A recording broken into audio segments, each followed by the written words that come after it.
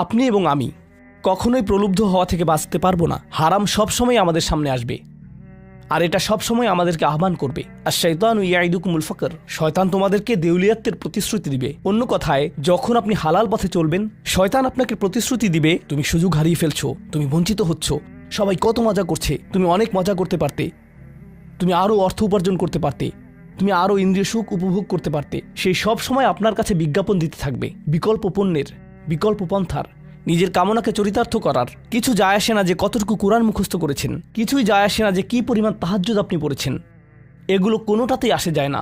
শয়তান থামবে না। দিন শেষে আপনি তো একজন মানুষই। দিন শেষে কামনা বাসনাগুলো আপনার মাঝে থাকবে, আর শয়তান থামবে না, সে আপনার পেছনে লেগেই থাকবে। শয়তানের একটা কৌশল আল্লাহ বর্ণনা করেছেন। তার মনস্তাত্ত্বিক কৌশলটি হল যায়্যানা লাহুমুশ শাইতানু আমালাহুম। শয়তান তাদের কাজগুলোকে তাদের কাছে আকর্ষণীয় করে দেয়। শয়তান